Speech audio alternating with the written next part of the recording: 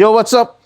So, may request yung isa nating follower, connection daw ng mixer to EQ to amplifier or speaker para sa subwoofer nila. So, sa video na to, gagamit tayo ng TRS to XLR. TRS hindi TS. Para balance yung connection natin. Para less hum, less noise, at saka walang interference na mangyayari. Kahit long run ng cable.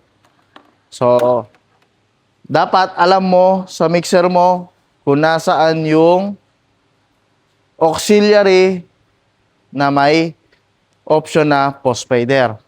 So sa analog, kadalasan ito, papakita ko sa inyo ngayon sa analog mixer. Sa mixer na to, ang merong option ng post fader is aux2 saka aux3. Sa aux2, kailangan may pipindutin ka pa. Pero pagdating dito sa mixer na to, yung aux3 naka-default siya as post fader. So connect natin sa aux3. Pagkagaling ng aux3, punta tayo ng equalizer. Gagamit tayo ng equalizer.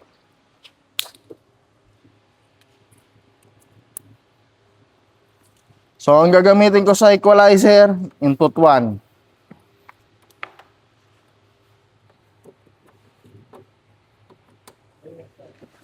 Tapos, yung papunta naman ng ampli or speaker, ito na.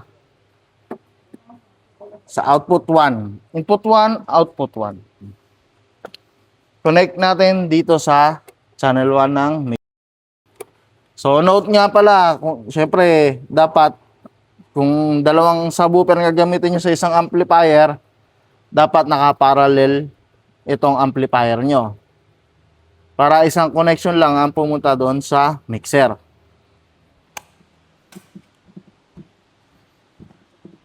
Ngayon, bakit ko sinasabi sa inyo na mahalaga yung post fader at pre fader sa auxiliary? Kasi ganito ang mangyayari sa inyo kapag naka post fader ka. So pag inangat ko tong fader na to, tutunog na rin yung subwoofer.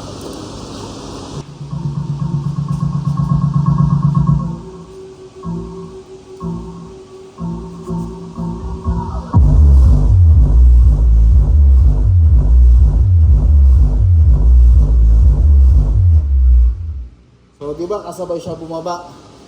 Nawala din yung tunog ng subwoofer. Ngayon, pagka sa pre-fader, aux1 ito is pre-fader.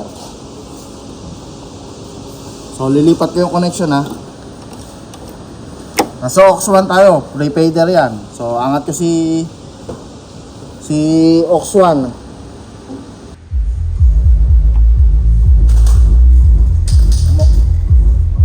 Kung mapapansin nyo, inangat ko pa lang si aux1, tapos nakababa yung fader, tumutunog na yung subwoofer.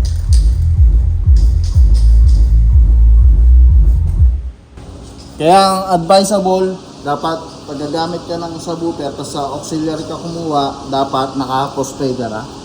So balik ko sa aux3 kasi ito yung post fader ng mixer na to.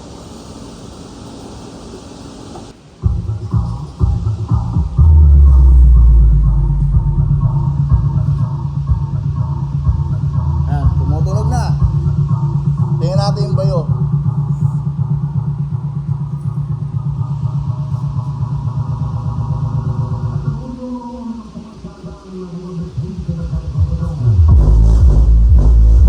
Kita mo yung sub. Kung anong sub ang gamit natin.